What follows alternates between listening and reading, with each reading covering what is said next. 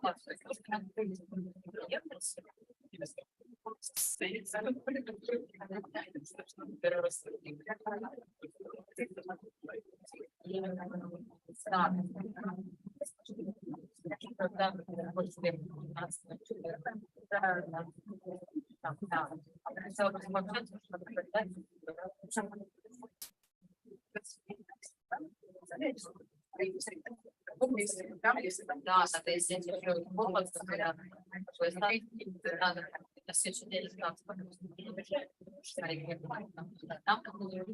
are online, so we can start. Maria, you're live. Okay.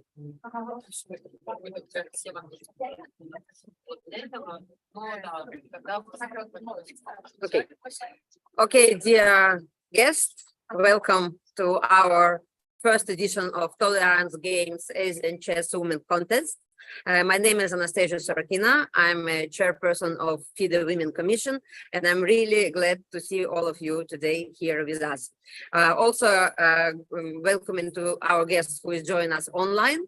So today we will speak about tolerance games, and our guest will prove that chess, it's a tolerance space. So if you please kindly open the presentation.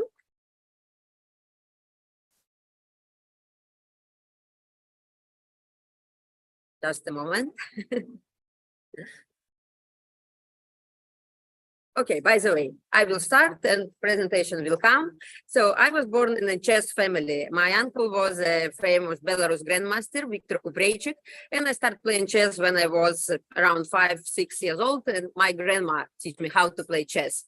And since that, I remember, you know, even when I was a little girl, that all the time when I went to the chess palace or, you know, the chess tournaments where my uncle was playing, I always heard that, this is very talented young girl who is playing chess, the niece of Viktor Kupreychik.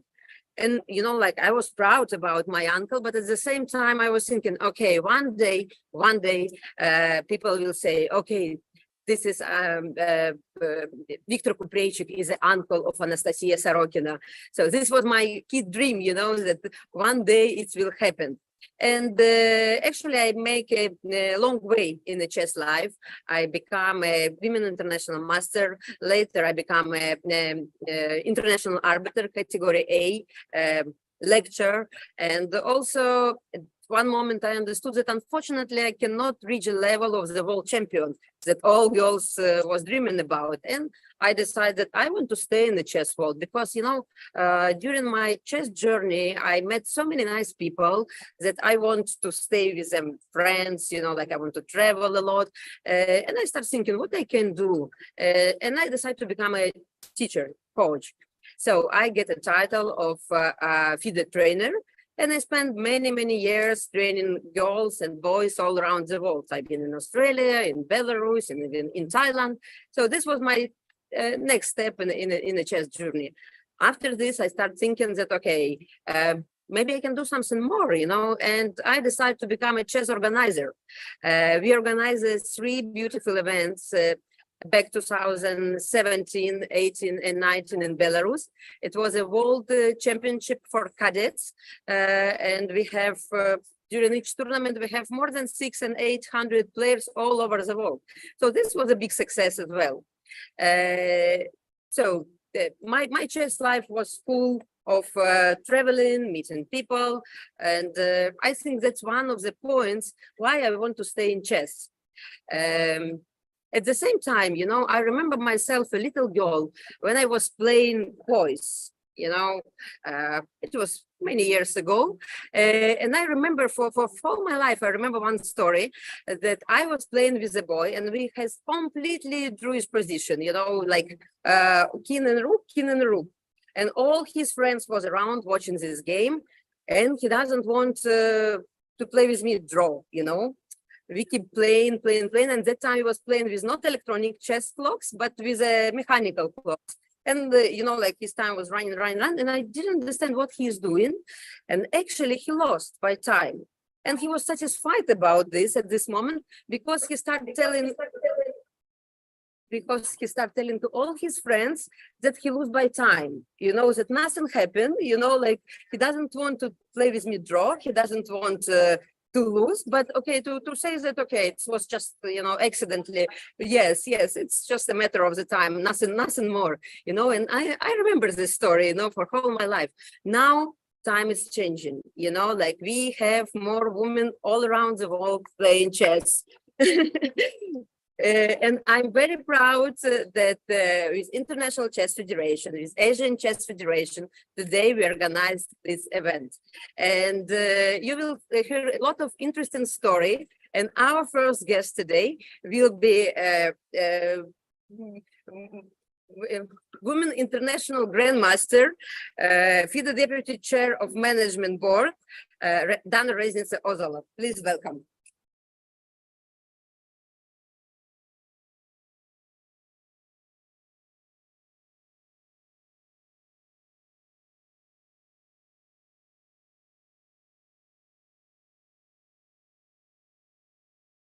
Ladies and gentlemen, there are a few gentlemen as well in the audience. Nice to have you all here. On behalf of the International Chess Federation, I would like really firsthand express our great gratitude for including chess as the side event for this great and amazing Global Tolerance and Human Fraternity Summit. Why I say so, you know, I've been playing chess the whole life. And I really can say from my own experience that chess is a universal language that is such a great tool, uniting people, uniting countries, uniting cultures, religions, genders, that we can and we should use it to be spread around the world and make it to empower people and make it especially to empower women. So I'm going to tell you today my story when the presentation comes on with some experiences that I've learned in my life. But before it happens, I'll start as well. So I come from Latvia, from Kuldīga, which is a beautiful but a very small place. And one of the things that we had a, yes, you can see it in the map, yes. So in the heart of Europe, for me, it seems to be the center of the world, yes. But yeah, the special thing about it is that we've got a very strong chess school there. So I enrolled in the chess activities already since I was 8 years old or young. And we were playing all together, boys and girls, and we were always winning against the boys. So I never thought that chess is something not, you know, meant for the girls to be played. So you can switch the slide. So I've been working a lot. This is one of the lessons learned, of course, that there is no easy way to a success. You really have to climb the mountain. And even if you are one of the most talented persons in the world, without regular training, without investing your time, energy, and love, the success, unfortunately, would not come. So I was working a lot. You could see my training peers, been going in for chess 6 days per week. Only Sundays were the days off. But I really like that because that was something that gave me, you know, a lot of joy, a lot of energy, the joy of winning the others and learning new things. That was something that was driving me further on. And since the early days, I also had an opportunity to travel around the world and learn about new people, new cultures, getting, I think, more experienced and emotionally smarter. Because yes, there's some period of the life in every one of us that we look for ourselves in the world. But when we've gathered some experience, then we come back. We understand that you know, we can find the whole world in ourselves. Yes. So chess has been my ticket or my doors to the world. Yes, learning new experiences and not being afraid of them, embracing them. So which was at that time not that often, because I come from a now post-Soviet country. In 1991, we regained our independence, so we were just building our country, and there were not that many opportunities to see the world. Yeah. So And it gave, the hard work and talent gave the results. And I've been twice the European Championship among the youth, the second in the world, 4 times the national champion. And since since 1998, a long time ago, I'm the leader of the national team of Latvia and a woman grandmaster. So, but then when I finished school, that was one of the probably the most difficult decision in my life. I decided not to become a full-fledged professional player because I was interested in so many other things in my life. And chess is very jealous. We've got this chess goddess, Kharisma. So I do understand that if you devote 100% of yourself to her, she would be kind. She would be helping you. You would, be in the right time, in the right place, and somehow the success would come. But if you fail to pay too much attention to her, she will penalize you. So I understood that if I want to become the champion or continue to be the best one, I have to devote myself for 100%. But I understood that, there's so many other things that I want to do in my life: study, work, have family, kids. And now when I'm smarter, I should tell you one thing. Quite often, women are given a choice, either to have a family, either to have a career, either to have an education, and you have to choose. That's a false choice. Never choose. You can have it all, and you should have it all. And with my experience, I can also show you that you cannot have it all. I've been studying, I've been working, I've been still since that decision that I made before entering university, that I'm not going to be the professional chess player. I've been playing chess the whole of my life. So still representing 2 clubs, Swedish club, German clubs, playing for the national team, and I have 4 kids. So it's possible. One trick, dear ladies, while having it all, don't be afraid to ask for the help.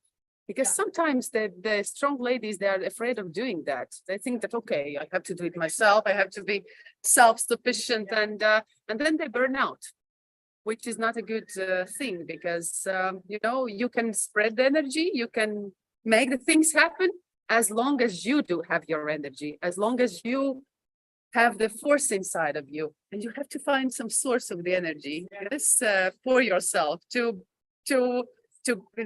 accumulate it and then spread out to the world again. And you should ask for the help and not be ashamed or afraid of it.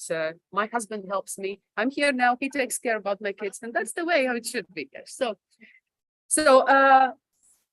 chess has always been with me, whatever I've been doing in my life. So I finished the university, and then I pretty quickly found my dream job. I became the director of high technology park, so helping the young businesses, the business infrastructure development, other services. So that was something that I liked very much, developing science, education, business environment.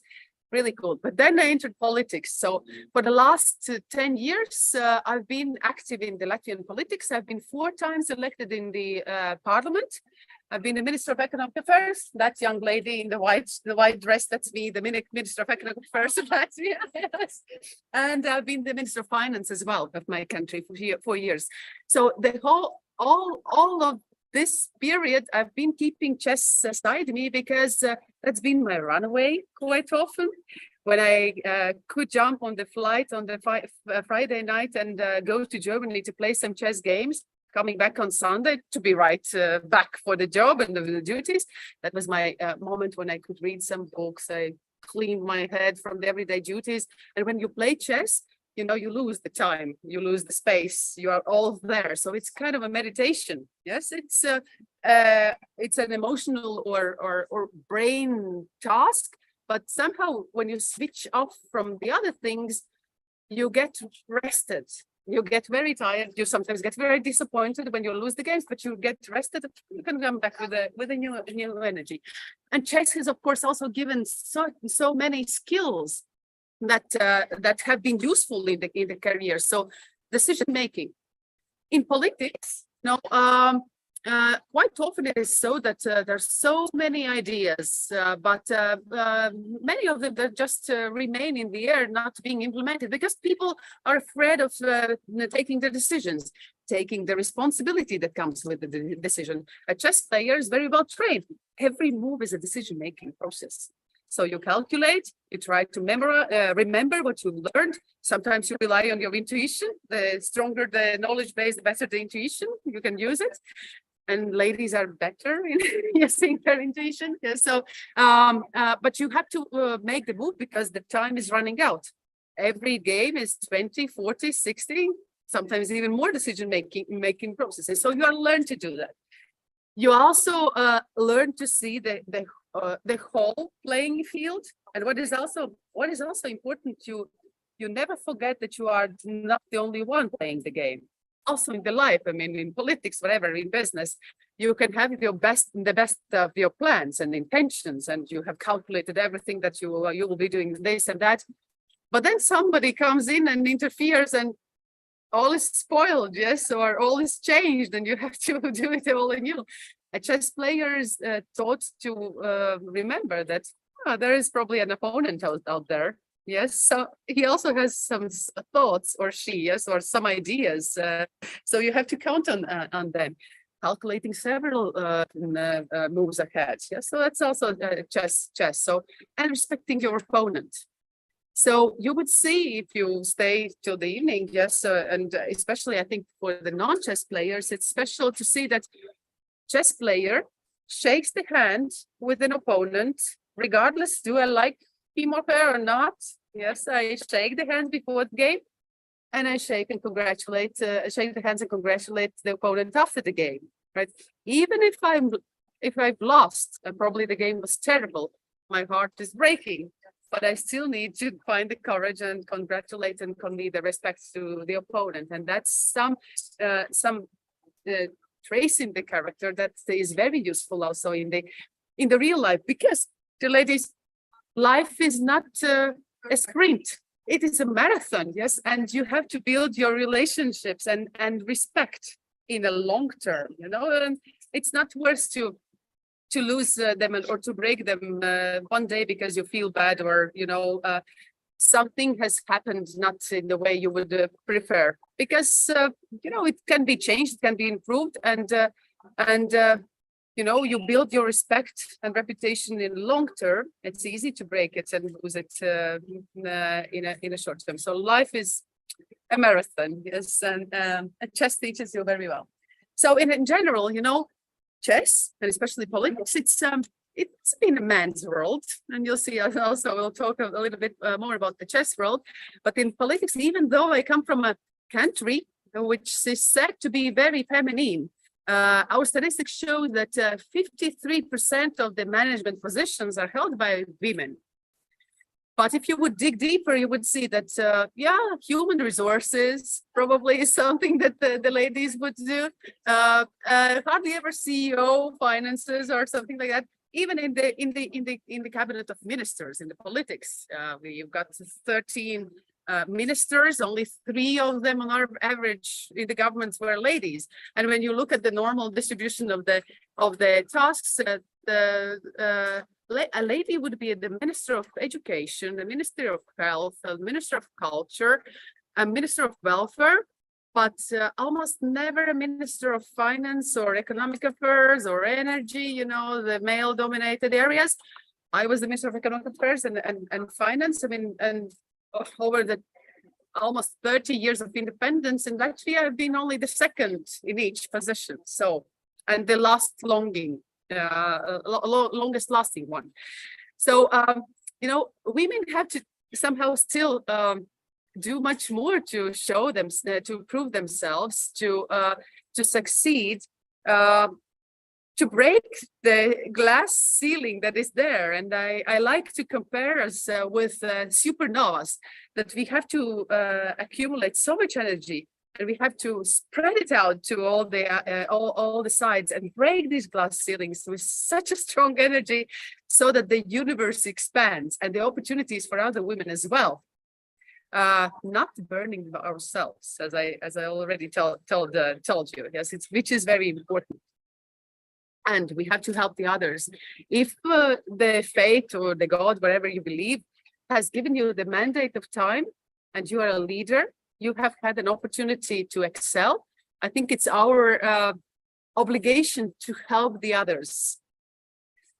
Madeleine Albright has said that there's a special place in the hell for those women who do not help the others. Yes, I love this one. I love this one. Yes, now I work for FIDE.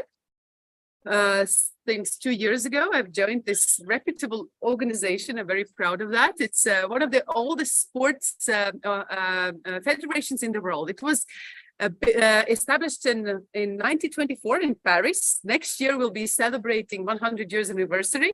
We've got 199 member federations. So which means it's such a great network. Wherever we are, whatever continent or country in the world, we've got the family members there. Yes, and we feel like home. Whatever language you would speak, whatever race you would represent, when we sit at these 64 squares, we speak the same language. We have the same emotions. We communicate, we connect. Yes, and I think we also create the same system of values. Yes, more tolerance included. That's my feeling. Yes, and I also see, as I said, that it is a great tool because of this huge network, because of its universal character, because you can use it as a sports, you can use it as an educational element, you can use it as an entertainment. Yeah, so it's very democratic. It's easy to play chess. It doesn't require a lot of resources. You need basically a chessboard and an opponent, and you can do that. Yes, so it's accessible even to the people coming from the poorest areas of the world. So I believe that with its unique history and as well, look at it, ladies. It was established or it was invented approximately 1,500 years ago in let's say in India or Pakistan, the border of it, Chaturanga, it was called in the beginning. Yeah. So since then, nevertheless, you see that there are so many computer games, so much entertainment around. Chess is still very popular, and now its popularity is skyrocketing. And the rules or regulations, the moves have not changed much. The major change was actually also connected to the woman. I will tell you shortly the story. You know that chess, I come from Europe, and chess came from India to Europe through Africa to Spain by African Arabs. Of course, it came together with invasion, spreading the religion and conquering new territories.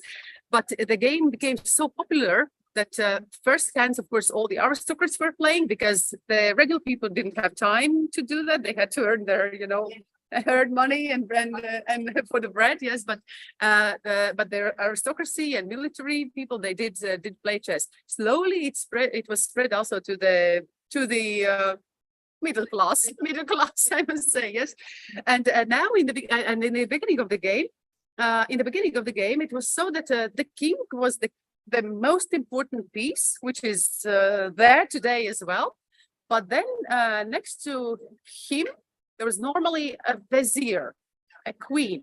And that time it was supposed to be an advisor.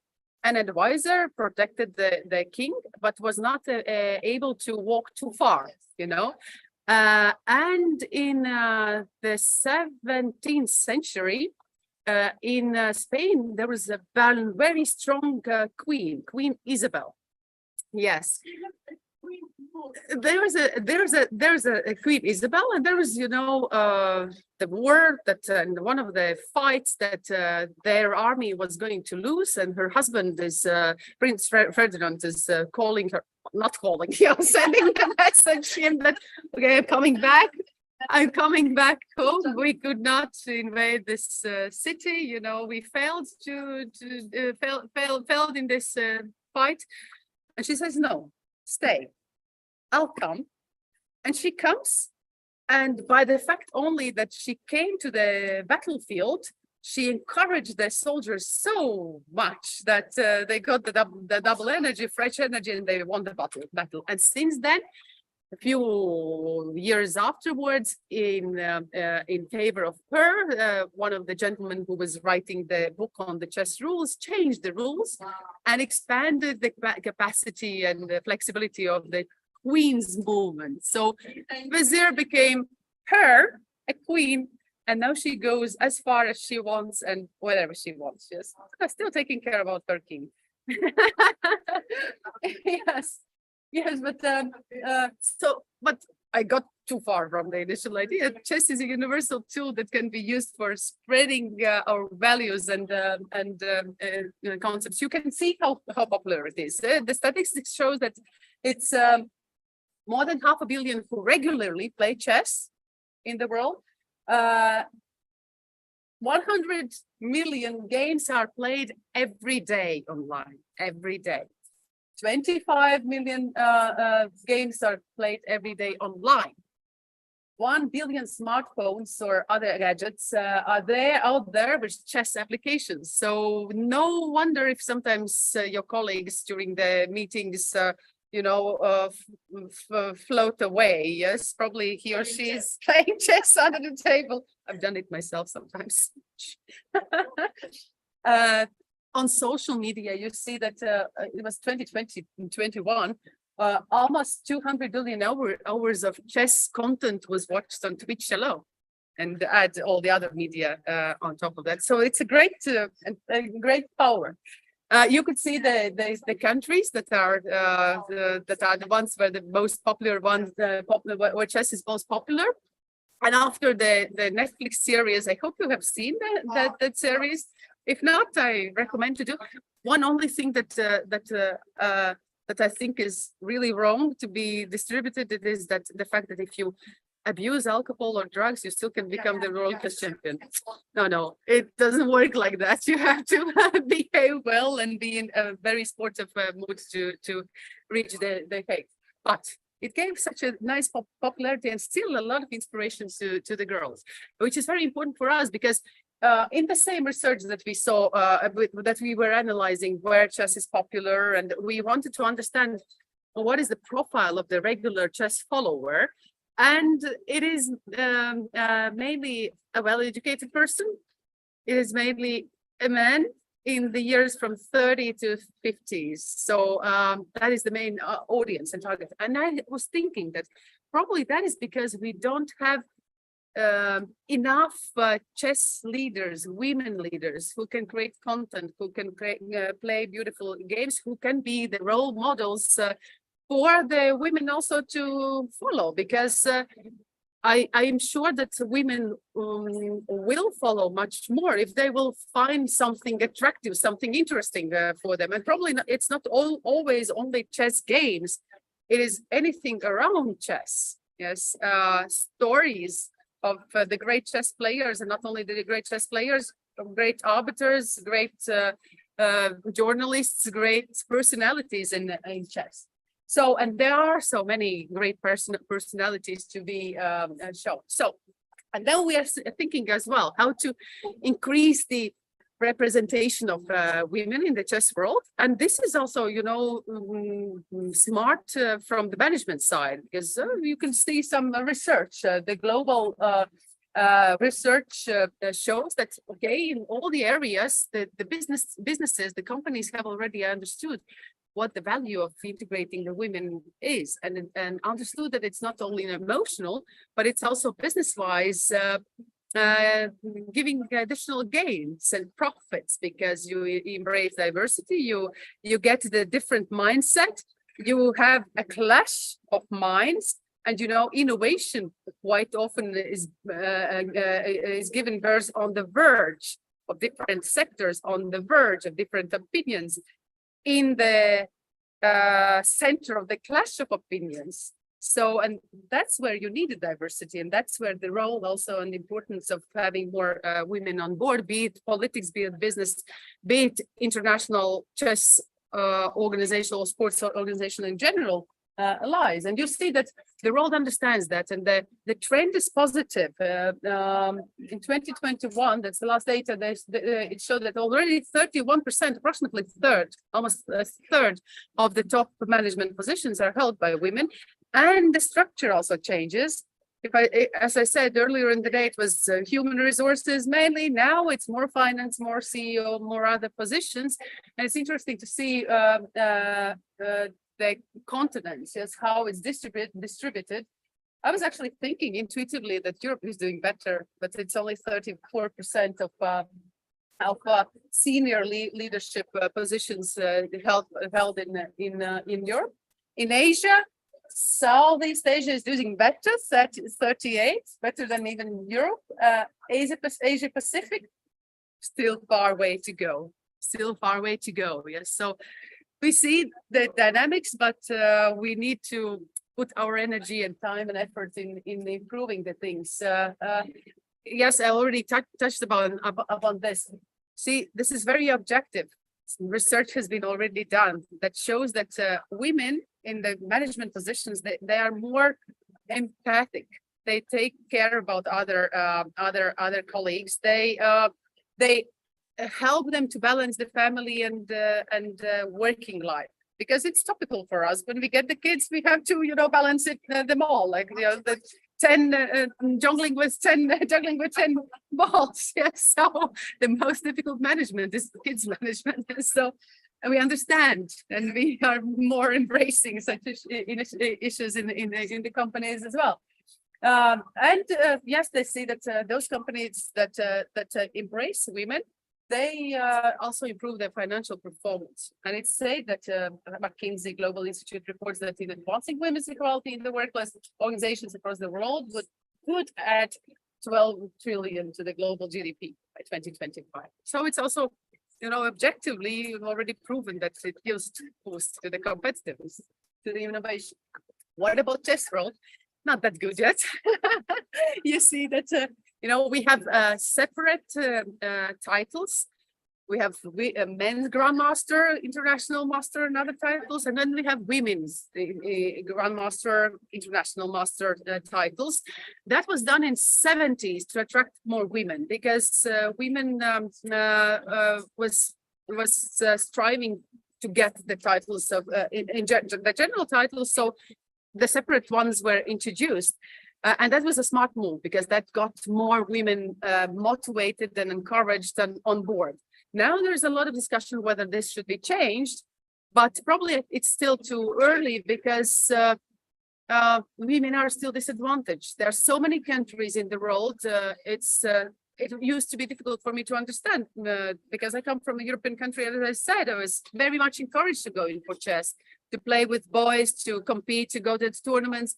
But in so many countries, families are those who think that chess is nothing to be done or to be related to girls. So, and even though chess teaches you that quantity is not the quality, you need some quantitative base to have the quality.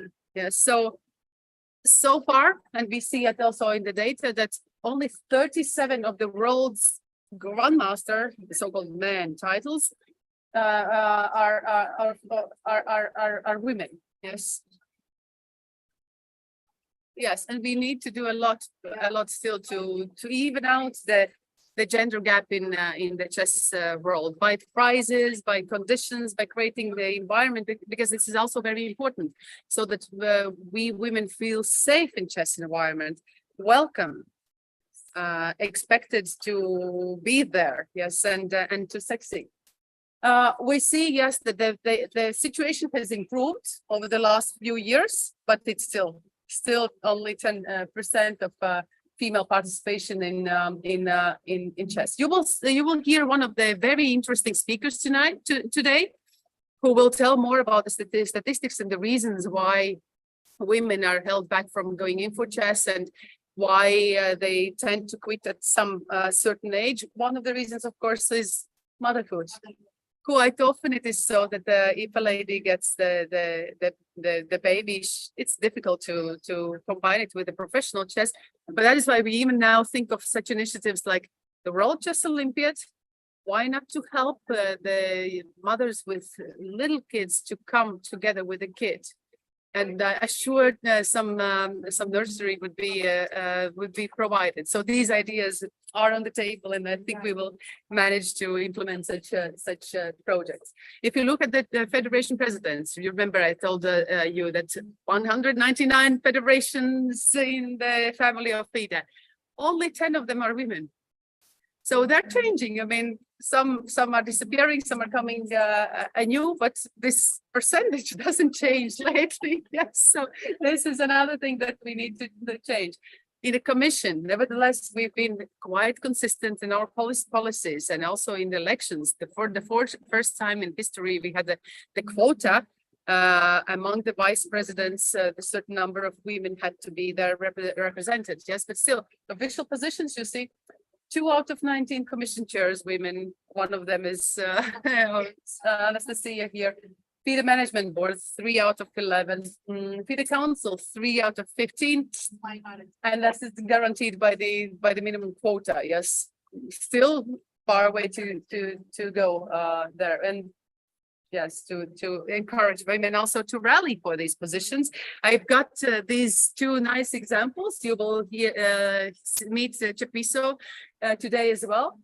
Last year, it was actually historical in African continent. We had the first zonal women president elected, the lady from Malawi, Susan Namanglave, and Tshepiso Lopang, the first female continental president elected in the history. And when I was asking Tshepiso, so wasn't it difficult? Because, you know, there were so many obstacles. Many people wanted to hold her back because telling that, okay, you understand what the culture in Africa is. You are a woman, you would never be elected. So this is not too encouraging, yes, but she stood for the position and she was elected. And now and afterwards she was appreciating this. She said 29 votes she got, including herself. She said, we have 28 he for she in the continent. We have to give credit for them for being ready for such a change in our mindset. So I think it's also important that it's not only women fighting for the rights of women, that there are he for she out there, and we use their help and assistance, and we facilitate the change in the mindsets of men. Yes, and Susan's lesson is just stand for it. If you do not raise your hand that you also want to be in the positions, you will never get there. And this is, I think, very important, because from my already vast experience in the top management positions, I've seen that whatever vacancy is there, a man would always be ready for that and confident that this is something for me. Yes. And a woman is always questioning herself, even if she is probably much more educated, much more experienced, and much more fit for the position. Yes, they are, you know, thinking probably not me, and, you know, probably next time, and being afraid. Yes. And then you need such ladies like you, like me, who would encourage them, and also men, yeah, who would encourage, yes, this is the position for you. Yes. And she will be there, and she will help the others to come up, to build that self-confidence. And actually, chess is also a very good game in building the self-confidence, because it's very objective.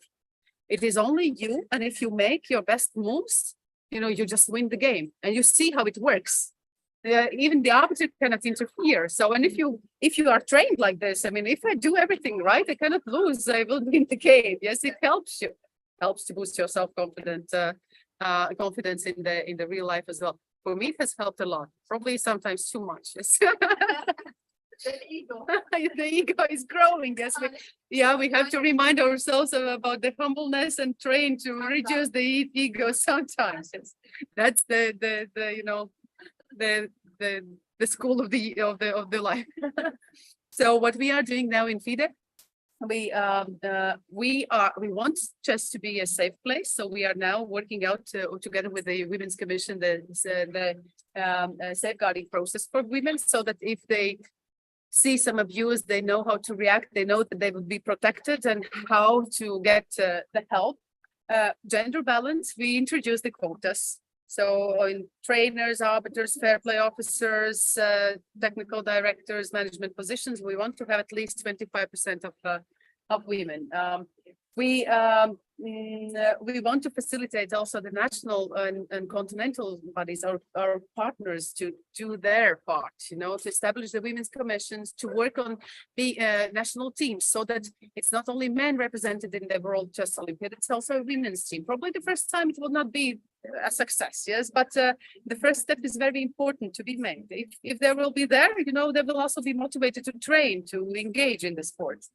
So, and we will also sign up with the UN support for women empowerment principles. Because when we were discussing with our colleagues, ladies, that okay, but it's so far from the ideal in our organization, should we sign these principles? They said yes. Because when we sign them, then we see what to strive for. Yes, it would not disappear. Right? If we do not do that, then we are losing probably the guiding light somewhere. So it's good to put some more ambition, so that's to receive it, to reach the goals. Yes, it is said that shoot to the stars and then you will land at least in the moon. Yes, so, and we have engaged in special activities for women empowerment. So last year was announced in FIDE a special year for women in chess. That is an amazing journey that we will continue and are continuing also now. This is one of those small events that will complement.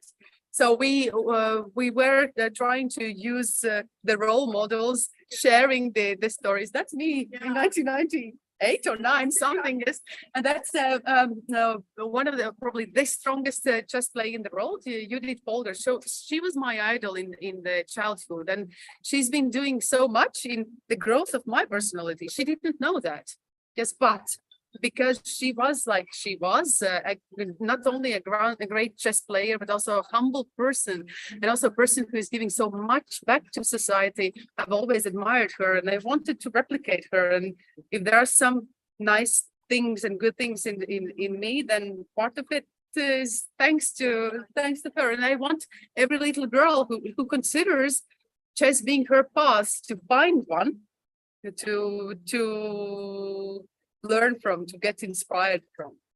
So that is why we are telling the stories. Yes, we want these wonderful ladies, not only the chess players, but also chess personalities be exposed, because the practice shows that inspiration is very important to succeed. So we are building the network of our chess women. We are organizing the capacity building seminars. We educate our ladies so that they are ready to be the trainers, arbiters. Because just an example, when we wanted to find the trainers for the national teams, for the Olympic teams, only few were women. We could not find enough people, ladies, women who would be not able. Again, the self-confidence is missing there. So we want to train them so that they're ready and ready to engage. And we organize tournaments, not only for professionals, which has always been the typical role of the International Sports Federation, the World Championship cycle, major events that are mainly aimed at the professional players. There are so many people out there who would never become fully professionals, and we want to target them. Yes, and we organize, this is only one example, so Online Queens Festival, where everyone, average rated, lower rated, could play and train as well. We were organizing some nice seminars, not only about chess, but about time management, about balancing the family and work life, about mental health, such things that can be useful for you, not only in your sports career, but also in your regular life. And that was very successful. And when I read such sentences and such letters that we received, that a lady from Japan, but long ago quit chess, has come back to it now because of this event, and I think yes, we have got to the target where they wanted. Queen's Pavilion, so exhibition activities, so that there are places, safe places for women. So there is an Olympiad, everybody's playing, everybody's fighting, very competitive mood. But then there's a little paradise for women. They can come, they can learn about our projects, they can interact, they can have nice time, which is very important for us as the ladies. We always want to create some space for us to feel safe. Women in Chess Awards. So we introduced also the, special awards for the special women to be highlighted. Last year it was the first year. This year we will continue because we see that appreciation is so important. Just a thank you is so important to be heard time to time. Yes, and if you can get some recognition, that gives a huge motivation to spread the love to the others as well. And then at every level, wherever we are, I think every one of us can do something that can change the lives. I just wanted to share the story. Sibela, the girl from Brazil, last year, okay, now it's already 2 years ago, in World Rapid and Blitz tournament, there's a qualification. Not everyone can play. The best players from each country with certain rating are invited. But she wrote a letter to us and she said she wants to play very much in this tournament, but she did not qualify. So we made an exception and we allowed her to play. And it turned out that this opportunity for her was such a game changer. Before that, she comes from a little town and she worked as a cleaning lady. She didn't have a good education. She didn't have good income. That was the first time she took the plane flying over to Warsaw, first time in her life. When she got back, she got an attention as a chess player. The television and other media were making television casts about her. She got interviewed. She became well known. She found a job. She entered the university. She got a trainer, and she's so happy because of this simple exception that we made. We couldn't imagine that this would be having such a grand impact. Yes. So what a story it is. Yes. And I believe that, with our action, with our attitude, we can change the lives, and we should do that. Yes, and we use chess not only, as I said, for competitive reasons. We implement various social initiatives like bringing chess to refugee camps with special girls training program as well there. What we see, it's not only giving them the skills, a nice way to spend their time, but it also gives to these people who are displaced, who are far away from home, a very important sense of belonging to a chess family.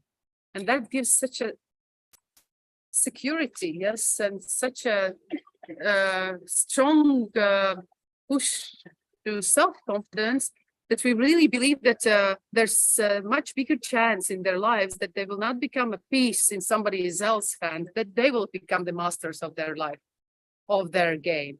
And Anastasia will also share some of her impressions about this project. She's been one of the excellent trainers who've been working with these girls in the refugee camps. Yes, lifelong learning in educational chess. We use it as a tool, not only for the sake of teaching chess, but also for teaching other skills, cognitive skills, socialization skills, using in the gamification process of education. It works so well. Chess in prisons, one of my favorite programs as well. That last year in autumn, we organized the second intercontinental online chess championship for prisoners. 86 teams from 46 countries were playing, men, women, youth teams. And many would ask, why should you care about them? I mean, they've been in prison because they've done something bad in their lives. We believe that with the help of chess, you give the chance. Yes, you teach them to understand the cause and the consequence. Yes, sometimes they say, and we've been interviewing many of them, that finally they've got some structure in their life, because many of them they come from very poor families without any education, no parents giving them, the guidance in their life, and chess somehow creates the miracles. I've been training both men and women in the prisons in Latvia, and I saw that how powerful chess was. It's a group of people who were very disorganized it made into such a strong team within few weeks' time. I mean, there was a very strong hierarchy, as in prisons. Chess changed this hierarchy. At least during the training, you could see that it changed because, you know, not the same principles were here. Your objective effort, your objective mind capability and tolerance and respect to others is respected. Nothing else, yes. And they somehow adjusted. that was a miraculous.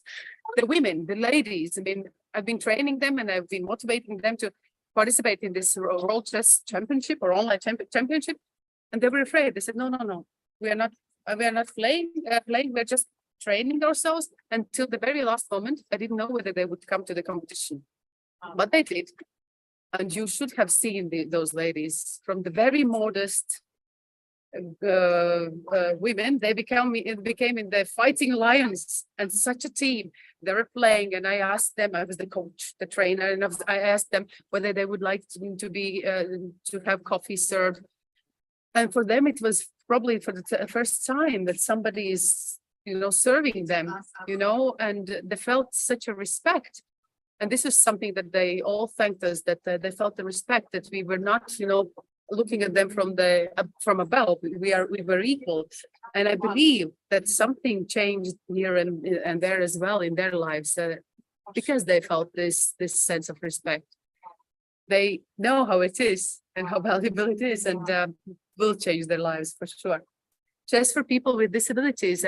I just flew over from Serbia, where 2 days ago we closed the first World Chess Olympiad for people with disabilities, with visual impairment, hearing impairment, physical disabilities. All of them played together, and all of them were so motivated, so joyful, so humble. You know, I tend to say that only those people who at the moment when the body, the brain says, I cannot do anything, I mean, it's the maximum, do a little bit more. Those become better than the others. But these people, they do a little bit and much more than me, than the others, each and every day. And when you see how humble they are, I mean, that's such a school for all of us as well. And that's so motivational to expand this great event for the future as well, because it gives the chance for them to feel equal and better and to self-realize.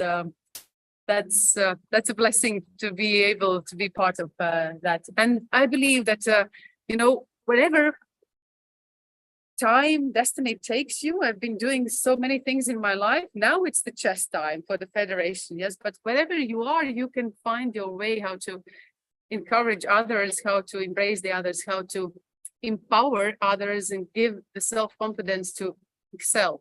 And that's, I think, a smart thing to do. And that's, I think, a feature of a strong personality. Let us all to be strong personalities and together reach the goals others only think of. Thank you very much for your attention.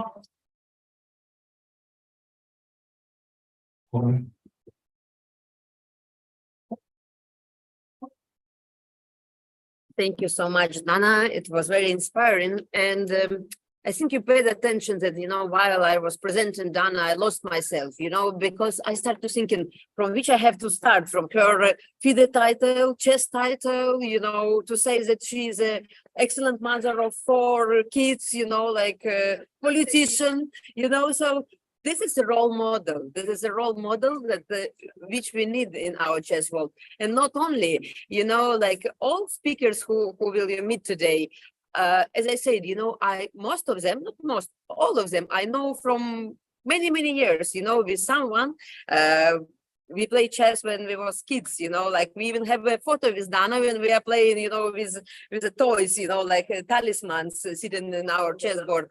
With some, like will be our next speaker, David Smerdon from Australia. We played in the same team. We played for Australian national team.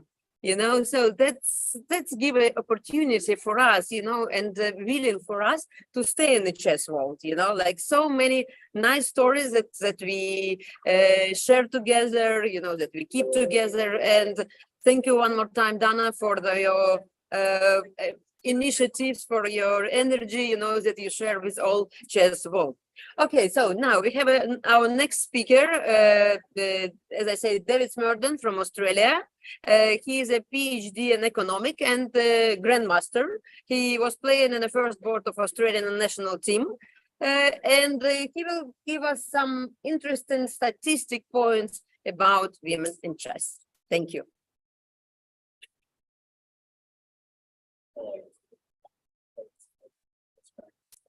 At the University of Queensland, and I'm going to talk about some statistics about women in chess. When we think about women in chess statistics, the first thing that comes to mind, you might have heard about before, is the gender gap in chess. But when we talk about the gender gap, we're actually talking about two different gender gaps. The first is the participation gap, but we have a lower share of women playing chess. And the second is the performance gap. That meant we have higher abilities. Now, these two gaps, research has shown, actually influence each other. So it's not clear to separate the parts. So let's look at some interesting statistics in each of these categories. The first, in the participation gap, we can see that 16% of players in masters are women. 11% of those who are ratings are women. Most common statistics here. And something that's not as widely known, women have a higher share when it comes to screening conditions. We have 7 of the top chess. On the performance side of things, these statistics are particularly well known and spread sometimes in social media. 1 out of the top 100 players that prevalent is a woman. That's for fun. 3 out of the top 100 students are girls. When it comes to the highest chess title, according by FIDE, 2% of grandmasters are women. It's getting better over time. Well, yes, but slowly. 11% of elo players are women, which has gone up over time. But we can see that if we go back to 1991, several decades ago now, it was 9.5%. So things are trending upwards, but very slowly. What could be some reasons for the slow approach? But there are 2 that I'd like to mention. First is the dropout effect. And that's related to 2 stylized facts about participation. The first is that the average age of women of active players is much lower than that of men, in fact, almost a decade lower. And the second is that women are actually, on average, more active than men. They play more games than men on average. And these 2 facts can be explained by the fact that girls are especially likely to drop out of chess at the beginning of school. On this graph here, you can see for each age, 5 to 18, that the share of women players. You can see at very young ages, 8, 9, 10, 11, the share is roughly 25% in this quarter. But that gradually decreases over time and never recovers. And the steepest decreases just at the end of high school, ages 16, 17, where we see the steepest dropout of girls. The second fact I've mentioned has to do with mother. This is based on some original research that I've been conducting in recent years. Mothers who keep playing after they give birth tend to perform significantly worse compared to other women around the same age who aren't mothers. And this doesn't even take into account the mothers who stop playing chess after they give birth. So it's very difficult for women who are mothers and give birth to keep up their strength and keep up their chess performance. This may be an area where policies support mothers who play chess may be beneficial. Going into a different category now in the area of chess administration, you can see the share of women who have different Harvard titles, the FA title, the NA title, and of course the IA title. Roughly speaking, it's around 16% share of women Harvards, but we can see at the highest title, the IA title, drops to about 10%. One of the big questions around differences in gender in chess is whether these are due to nature or nurture. endless and eternal debate that will probably never be resolved. Is the answer perhaps a little bit to do with image? In ongoing research, we're looking at different explanations for the gender gap, looking at nature and nurture. But one test that we can do is to look at the share of women players across countries in the world. If nature is the driving force, then this 11% share of women rated players should be fairly consistent across the country. On the other hand, there are other factors, maybe society, maybe cultural. Then you'd see a wide range of shares of women participation in chess and what's being done. And that's important for us to understand because it helps us to work out what we can possibly do about it. Well, probably want to know, and here's the answer. I know this graph is hard to read, but this is for federations with at least 1,000 rated players. So significantly large federations. And we can see a wide range of shares of women, from 3% all the way on the left, but almost 40% all the way on the right. And if you look at the regions that activities come from, we can see on the far right, quite a bunch there of Asian countries, the far left, quite a bunch of European countries, somewhat surprising. If we go into this a little bit deeper, I mentioned on the far left, 3%, unfortunately that's Denmark. It's 38% Mongolia, so much more than 10 times the share. And there are some geographical factors that I mentioned, particularly in Central and Southeast Asia. We see very high shares of women players. We see the lowest in Scandinavian and Northern European countries. We go even further and see whether there's anything we might be able to learn from these patterns. We're looking at some of the potential outliers on the far right, so we've got higher share of women. I'd like to mention two. The first is Uganda, a bit of a surprising one to pitch right there, with 28% of federated players being women. This is probably somewhat to do with the Freedom Pathway effect, a movie that came out in the years that showcased the true story of a girl in the science who picked up chess, took to the game, and eventually reached the elite heights of playing in the chess board. Fantastic, that really quite a bit of national story and showcasing a strong woman role model for chess players. And that may well have to do with both the increase in the women's share in Canada and also the increase in women's share in neighboring countries and recipients, including Tanzania and Rwanda. The second is Georgia. Georgia really stands out with over its quarter of its rated players being women. Of course, Georgia has a very rich history of very strong women players, including the women's world. The last point I've got there is why Asia, particularly Central and Southeast Asia. Obviously, we're doing something around many countries over a third of rated players being women. We don't have the answer to that's something that we're certainly need to know about. So I hope we can enjoy these statistics and pass out any questions.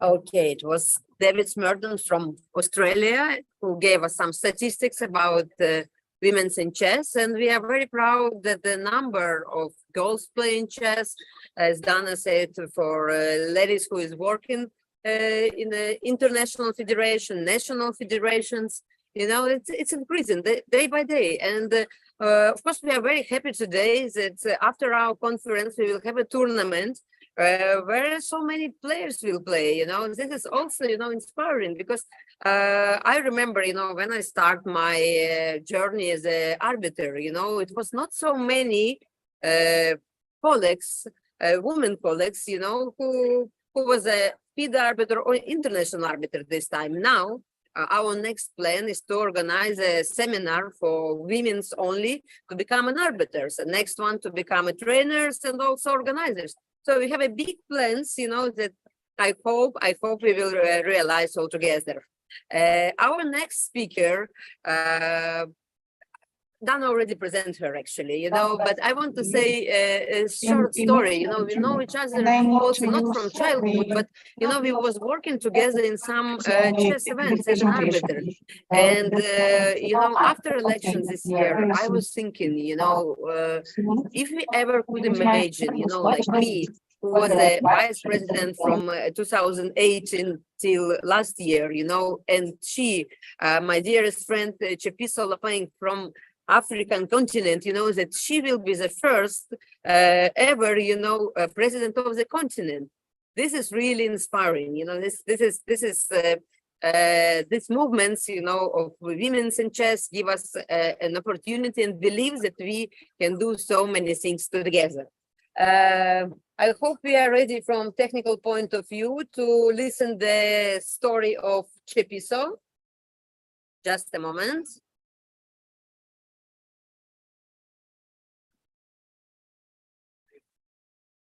Tshepiso, are you here? I'm here. Good afternoon, team. Hello. Hello, hello.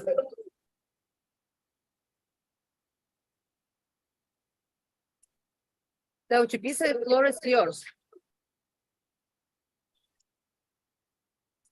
Good afternoon, team. Hello. Hello.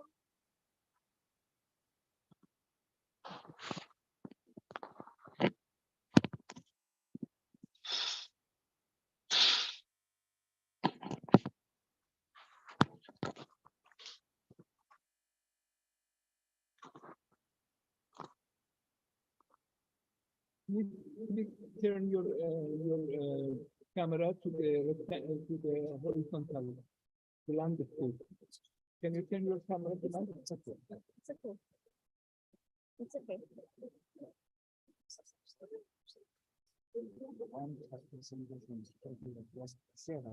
Она может говорить? Ты шеришь скрин? Share your screen and we can see your presentation as well.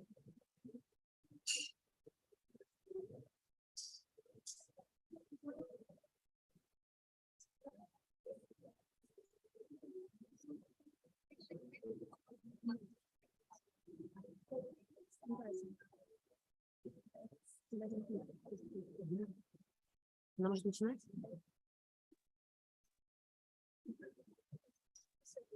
Yeah, ready to listen to your story. Do you hear us? Can you hear? I can hear you. Yes, perfect. You can share your screen. Oh, because I had sent the presentation, I thought she will be sharing it. Stand by.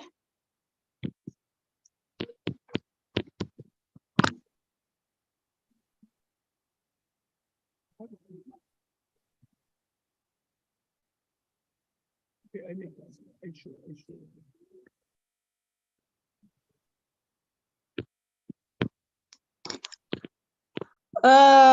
Because I hadn't downloaded, I thought she will be presenting it from that side. Okay, we will show it. We will show it. Can she show it? Yes, yes.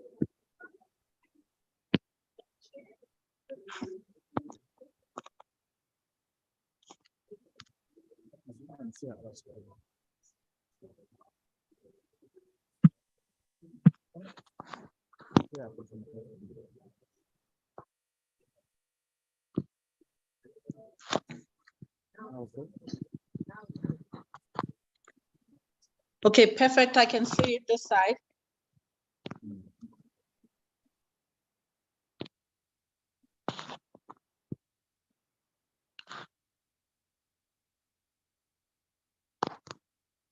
Are we all in?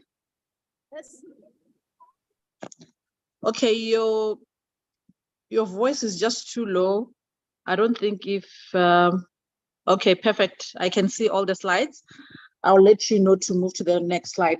Okay, good afternoon, team. Thank you so much for inviting me here for today's conference under the leadership of Anastasia Sorokina. the WEM chairperson, and the Asian Chess Federation. So I'll be sharing my journey. Am I audible?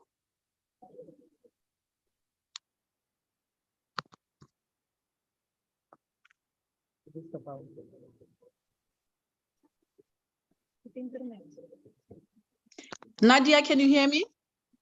Yes, yes. Oh, okay. I'll be sharing my journey in this conference, my journey as a player, as an arbiter, and as the current Africa Chess Confederation. Let me start with my playing days. I'll just say during my days as a chess player, the journey was so interesting. Just so you know that I didn't even had a chance to play in the girls team during my high school days. I was always playing on the boys team. It was so interesting. But moving into my tertiary school days, that is when now I started playing in the women's section. Because in Botswana, we didn't have the women's section. Most of the time, it was just an open tournament. Boys were playing with girls. I think that's where we got the momentum, you know, to have strength and face the boys in the battlefield.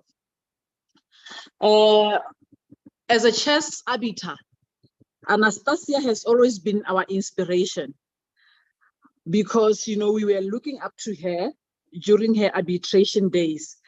And every lady player was saying, immediately when I stop playing, I'm going to be an arbiter.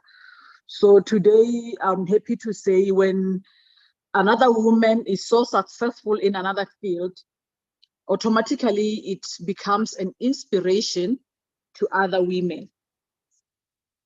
Can we go to the next slide?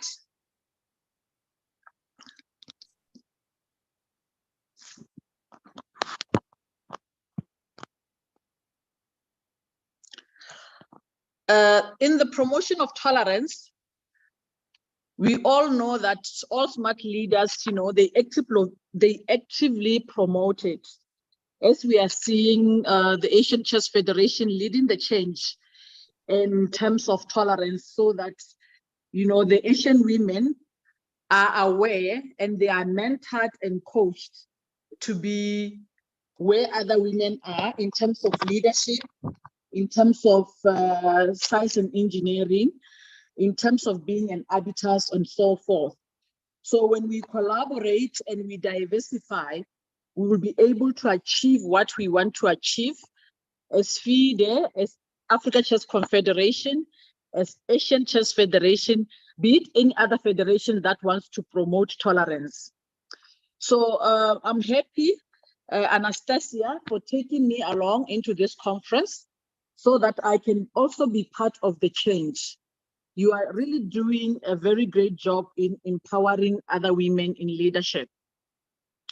So if we invest in a girl child or if we invest in women, you know, we can achieve more because we know women are majority and in today's population.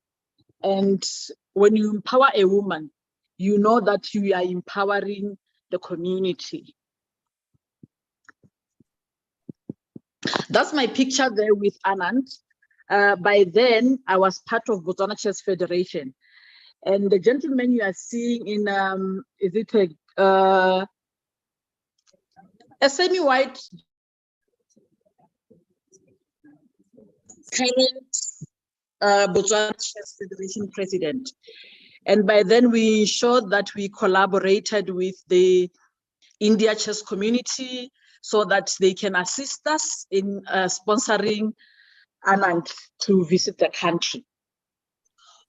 On women empowerment, that's me there as an arbiter. Of course, I was inspired by Anna. And all I can say is let's just say yes to the empowerment of women and girls. There has been progress in the development and empowerment of women in leadership position, me being one of them. You know, the chess community was ready to bring me on board, both women and men, which is a good thing. We are not yet there, but you know, the chess community made history by voting me in to be the first female president in the continent. So I'm so happy because even currently, the chess community is giving me support. It's not an easy job, but you know, everybody is there to ensure that my success is their success. I had already stated that another woman's success is another woman's inspiration. We have seen what Anastasia Sorokina has been doing. We are all looking forward to that figure. We have seen Karlovich, her job as a photographer and as a journalist. You know, she's an inspiration to a girl child. We have seen Dana's work in terms of leadership and administration at FIDE. All of us want to be like her. You know, she's an inspiration to us. I hope the Asian women are also looking up to these female figures who will impact their development in terms of chess and, you know, arbitration, be it leadership, be it any other position in the workplace. So let's empower the girl child and other women to be change makers in the world, because if we pull together, we can achieve more. We can go to the last slide. That's me there at work. I'm an engineer by profession. And at work, all my mentors and coaches are men. And I'm there, but I'm not yet there because, you know, when we become part of the solution by raising awareness, we can achieve what we want to achieve. Because when I joined this company, I joined it as a technician. But as I progressed, I managed to be where I am today as an engineer, because we were pulling together. You know, I was ready to take the lead in the STEM environment. And we know there's shortage of women in the engineering field, so as in leadership. But I'm happy to say I've achieved both politically in the chess environment and in the science and engineering field. Thank you very much, team, for giving me this opportunity. I don't know if there are any comments from what I've just shared. Thank you so much, Tshepiso. Thank you so much. You are the role model for the women from other continents. You know, now you know this is your last. Just have to work for this and you will get it. Thank you so much for being today with us, and we wish you a lot of success in your continent and international chess club to develop chess and grow chess especially. So our next guest, let me introduce Grandmaster, time specialist champion, and I think we played once together. I'm not really sure, but somehow I think we played together in the weekend. So this is Irene Kharisma Sukandar. Please welcome. Hello, everyone. Good afternoon. I'm Irene Sukandar. I'm from Indonesia. Thanks for giving me the floor, Anastasia. And I'm so inspired already by all the speakers that already spoken before me. So I'm just going to make it short about my presentation, because I think most of the stuff has been delivered very well by Anastasia, by Dana, and my dear friend Tshepiso as well. So let me just share my presentation in a little bit.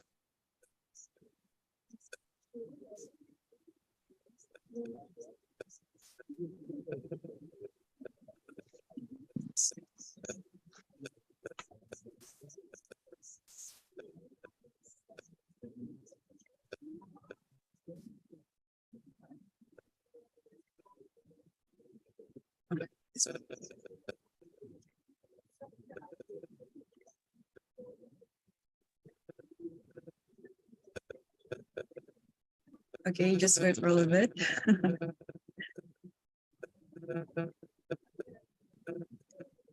Okay, it should be sharing, but I have no idea why it's not out here. Or maybe Nadia or Arya can take over of the.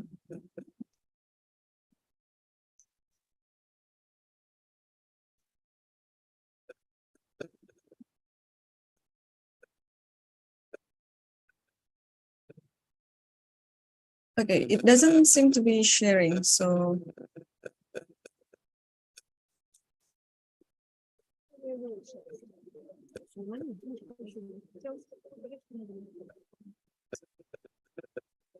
Okay, you can see the presentation and we will manage it. You see?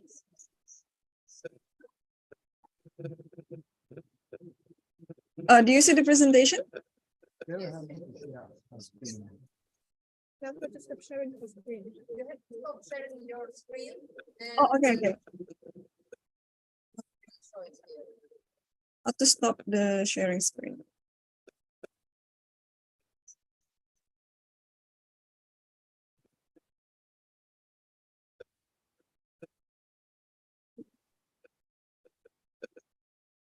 I cannot stop sharing it. Yes. That's fine. Okay.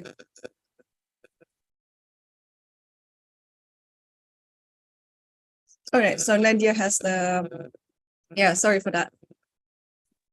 Okay, so yes, just as I said, I'm from Indonesia. We can go for the next slide so we can get a bit personal about me. So I was born on April 7, 1992. So I'm still 30 years old, and I believe I'm the youngest speaker here. So I'm not very much accomplished as the previous speakers before me, but I'd like to share you my experiences and what I can get to inspire women, from women to women. So I started playing chess when I was 7 years old, and Indonesia is pretty much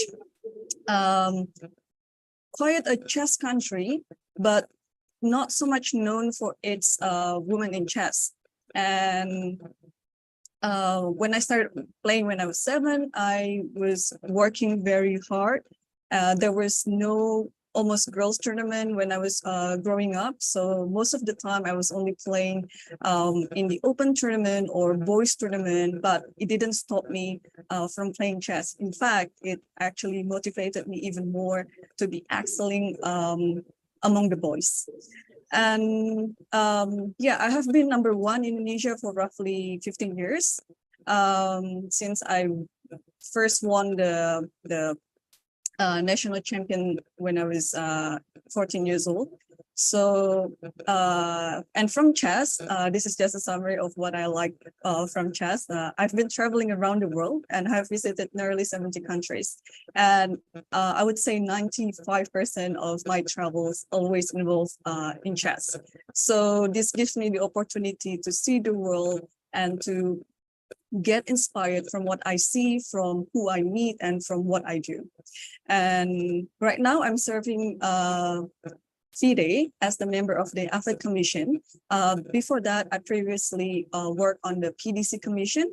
It's a Planning and Development Commission where I would try to help the less fortunate Asian federations, which needs some funding to develop their federation. So that's what I do. We can go to the next slide. And this is some of my chess achievements. I'm Indonesia's first woman grandmaster and international master. I would say this is a very important achievement for me and for my country, being the first and being the pioneer of such a title. I was lucky to be the inspiration of many Indonesian girls to also pursuing their career in chess and also to get similar achievements.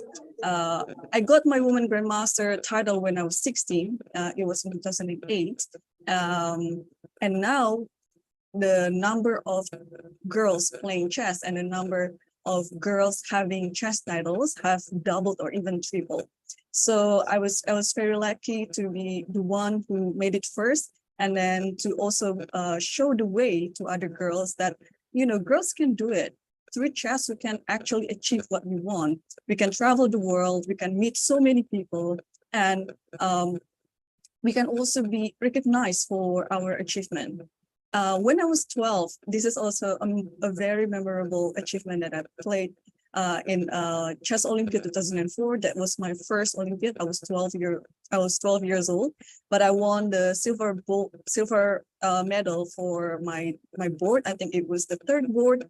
I played I think 11 rounds out of 13, and I scored if I'm not mistaken, I scored like 7.5 something without any loss. So yeah, it was very memorable, and that was one of the things that also becoming the talk in Indonesia, that not only women but little girls can achieve much more. And not only chess, I also don't forget about my academics. I keep pursuing my school until I graduated as a master in international relations. And thanks to chess, both of my college years, both of my bachelor and master's degrees have been from scholarships. So the last one, when I took my master's at Webster University, it was such a great honor because it was Susan Polgar herself who asked me to join the team among so many top grandmasters. And she was also one of my big inspirations in chess, where she always tries to put women's chess on top of others, and she always cares about chess and girls. Yeah, it's pictured here. I would get to that in a bit, but these two, Judith Polgar and Viswanathan Anand, they are my top idols. I'm so happy to be featured with them. The last one being with Judith Polgar when she was being inducted in the World Hall of Fame in St. Louis just in December last year. So I was very fortunate to be in the attending list. And then with Viswanathan Anand, this picture was actually in UAE. It was during the World Championship between Magnus Carlsen versus Ian Nepomniachtchi. So what I want to say is, yeah, through chess and being a woman or a girl in chess, it literally doesn't stop you from meeting anyone you want or from being whatever you'd like. So in fact, chess has given me so many opportunities to see the world, to meet so many great people, and to be inspired by them, and also to give inspiration to my fellow girls, especially back in Indonesia, because just like what Dana said, women to women, we have to keep helping each other. The success of other women is also our success. So this has been my motto since I became WGM in 2008. And that already succeeded in terms of the quantity of the number of girls back here in my country. This is where I'm focusing at with lots of chess promotion to get girls playing, to get girls liking chess, and also to get their parents approving their chess activities, because the role of parents are definitely important as well. So we can go to the next slide. So since I also been enlisted in the many achievements in Indonesia, such as the Forbes 30 under 30, it's very rare for a chess player, especially in Indonesia, to get inducted to such a list. Normally, the sportsmen that got inducted is like soccer player or badminton player, the two popular sports in Indonesia. But being a chess player and being listed in Forbes magazine, it's truly an honor, and I hope that this is also going to be another inspiration for other girls. So I'm putting myself here as a medium. I'd like to look up to many great figures in chess as well. We have seen Anastasia Sorokina and Dana Reizniece-Ozola, the two figures that I really look up to, and I really like to be at least a little bit of them, because they've accomplished so much. And also Tshepiso, it's so much, and we've worked together in the previous commission, and she's also such a great inspiration. So I always like to be surrounded myself with people who could lift me up in such a way in shaping my mindset and so on. And okay, this is the picture of me playing with the goat. So not only meeting with so many chess figures or many inspirational people, but also chess allows me to play with the goat. This was taken in Iceland. That was my favorite photo. And yeah, so in conclusion, there's nothing stopping you to do anything when you're playing chess. In fact, chess allows me to make a lot of friends and see the world. And this is what I've been always telling many girls and many women, that yeah, chess is fun and chess can be very benefiting your life very much. So yeah, I think that's pretty much it about it. Thank you so much for listening to my presentation. Thank you.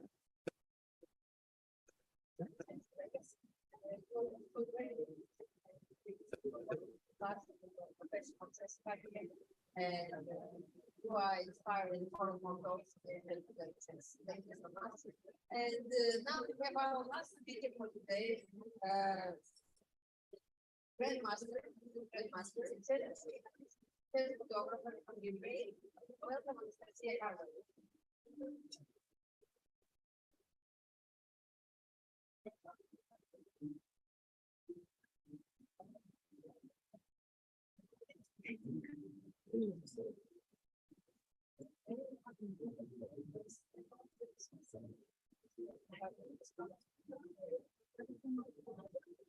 Well, yes,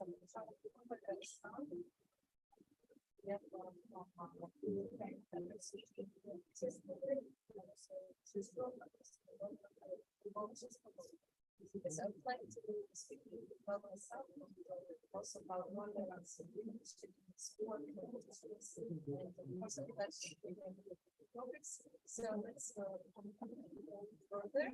Yes, I know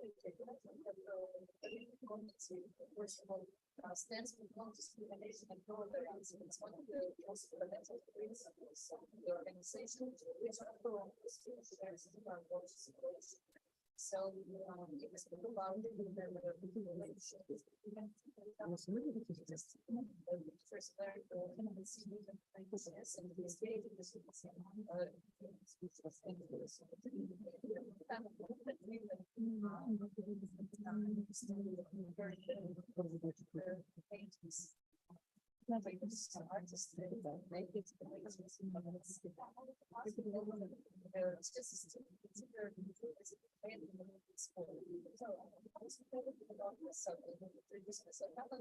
learned as I said, and there was also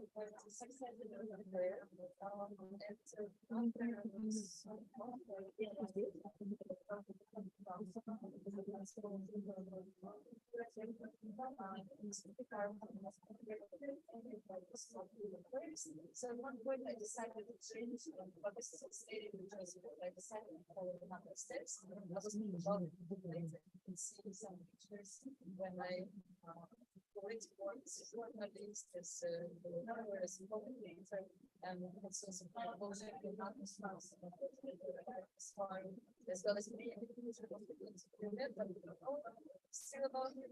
So I have done previous years, obviously previous players and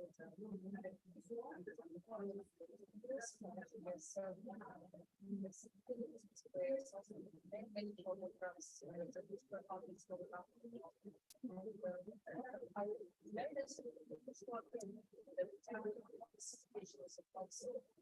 every single thing. So can I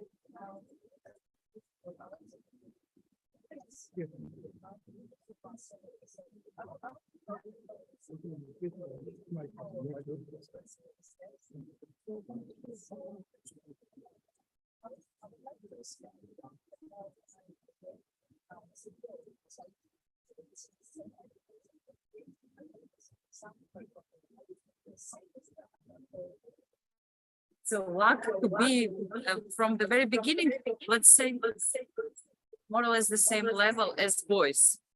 So I never felt this thing that women, girls play worse than boys or men, because we were fighting with each other, beating each other, and I never felt that I play really like weaker or something like that.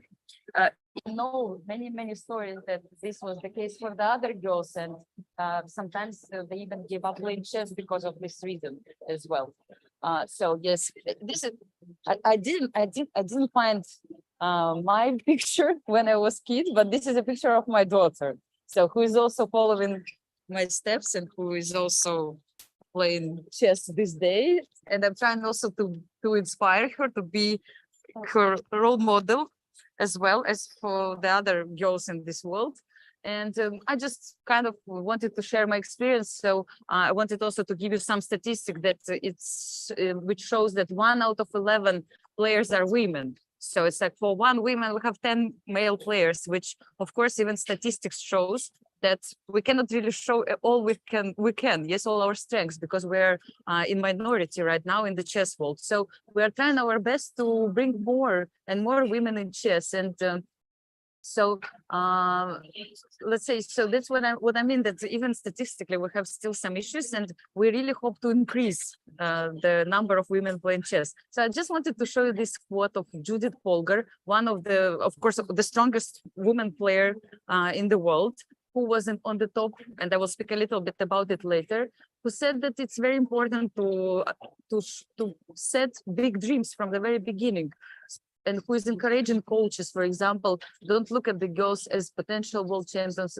Sometimes the coaches don't look at the girls as potential world champions and challengers to Magnus Carlsen. They see them as a potential women's world champion. And this is not what we actually have to do. We should put big goals for them and really inspire them, and hope that one day we will see more women challenging Magnus Carlsen one day. Yeah, so this is my picture with Judith Polgar. She's, of course, my role model, and she's inspiration for all of us. When I was a kid, I was watching her games, I saw her pictures, and later on, I had this big luck to meet her in person and chance to make an interview also with her and discuss many topics. So I just wanted again to say that chess at the same time is a very interesting sport, because we have these open tournaments where women and men can play together. And this is not something what you can see in many other sports. So chess is unique. Chess is fair in sense that it's all about the game at the end of the day. Like you sit down, you play chess, and then it doesn't matter. You are woman, man, kid, adult. What matters is who is stronger today, who plays better, who prepared better, and things like that. So in this sense, we have clear rules, and everything is, let's say, going under those rules, and there are no such issues. So it helps a lot if you think about it, that at the end of the day, only your knowledge, only your devotion to chess can play the main role, what result you will achieve today. So I'm also like explaining why I believe that women chess still should exist, why women tournaments should still exist, because let's say it gives chances for women still to make living from chess. Also, let's say it encourages women to play chess. So the idea is not only to have them because women are weaker. No, it's because, let's say, give them more chances to show themselves and to have more women playing chess at the end of the day. Maybe one day we will not need them and we'll have only open tournaments, but we really hope this day will come. Yeah, so why I stayed in chess? I wanted to speak about myself. So I stayed just because I love the game. I just really like to play. I had great trainers and role models, as I told you, Judith Polgar, Georgian players, world champions, and many others.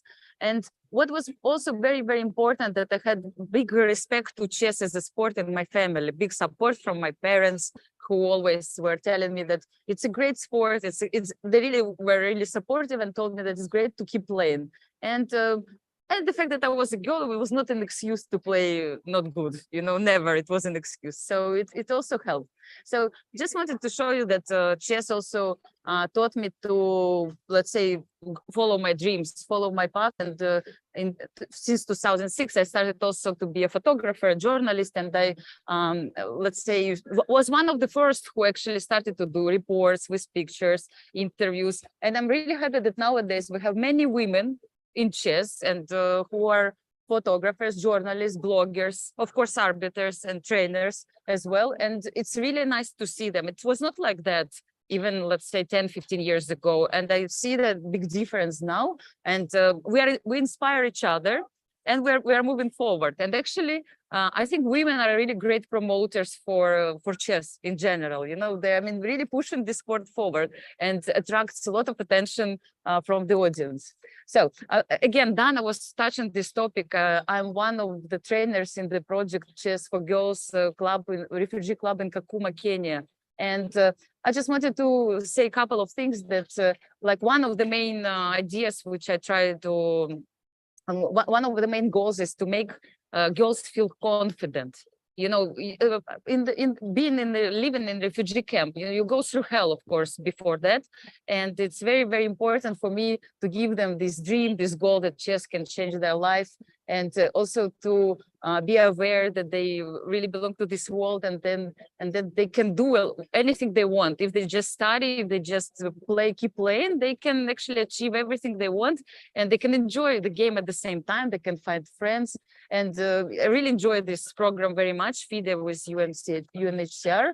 And okay, let's focus on something else. Like, chess helps all people, of course, and having critical thinking, making better decisions, being more organized and disciplined. You know, all of you, you know all these benefits, but it's also important to connect with each other. And you can see even on this photo, it's very famous actor Woody Harrelson playing chess in New York. And I had such a big pleasure also to play against him and see him around. It was really nice that many people in this world, they play chess. We saw nice statistics before, and chess, of course, makes you smarter. It's proven, and we all support this idea.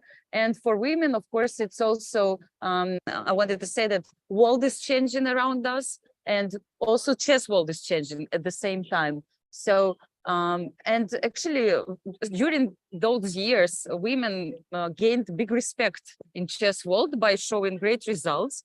And especially, I will show you also Judith Polgar example. I mean, Polgar sisters, Vera Menchik, and many other women world champions. They show that they are capable to play on the highest level. They can fight against men, and they prove to everyone that women can compete with men, and they inspire all of us once again. So chess makes women stronger. This is what I also believe. And you could see also the picture with my friend Anastasia Sorokina from US. Women, we actually were there for one of the strongest women event in the world. Yes, I just wanted to say that Judith Polgar, of course, we can never underestimate what she has done for chess and for women chess as well, because she took revenge for all women chess players who were underestimated. She wrote the history of chess and showed that women can be stronger than men in chess, and she even beat one day world champion Garry Kasparov, as well as many other world champions. So she really showed that women are capable to do so. And she was one of the top players for many years, decades even. So I wanted also to say a couple of things. So these days, chess society keeps creating its own rules, and it's changing according to the times we live. So it's absolutely not okay to tell women they're weaker players because of their gender. It's really not okay. It's absolutely not okay not to be tolerant to any player who is lower rating or plays weaker or lost a game.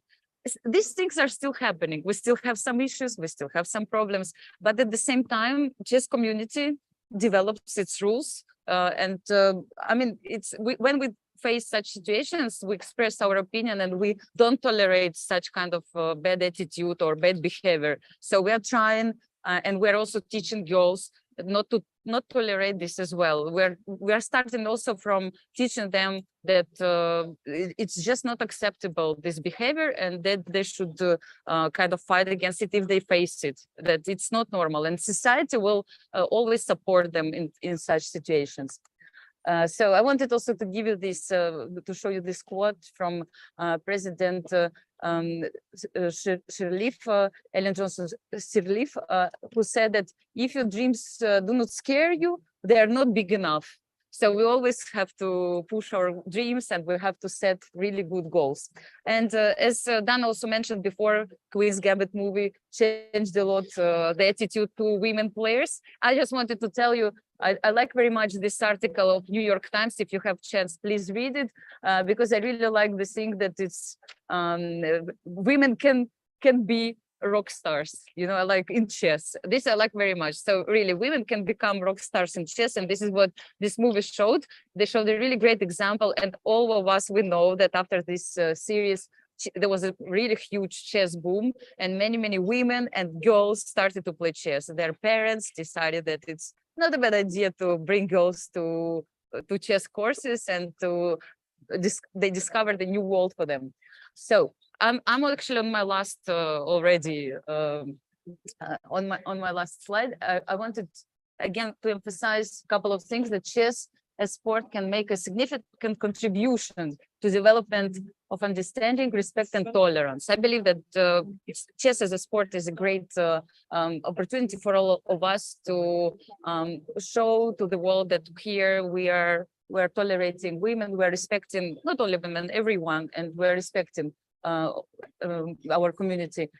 Also, chess can serve as an icebreaker against fixed prejudices. So, for example, many years ago, it was really normal that, let's say, to say something like women cannot really play chess well or something like this, they're weaker. But nowadays, it's just not possible. So we are changing, and we are killing all these kind of prejudices. And so when you Google actually chess and tolerance, you will find zero tolerance rule, which means that you couldn't be late for the game even for 1 second. You will get you will be lost. You will get a zero. So I believe that we should have no zero tolerance, but 100% of tolerance to women players in our chess world. So thank you for your attention, and thank you for inviting me to this conference. It was really great to participate here. Thank you, and all the best of luck to all ladies who were here today. Thank you.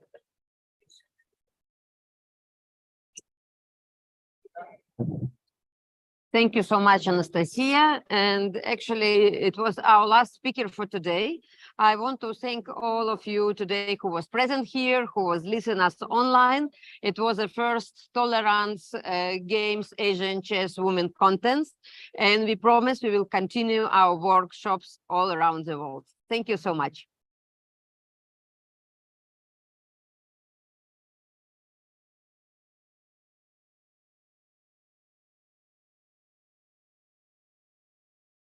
Yes.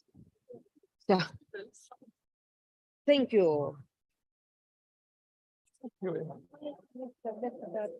How are you?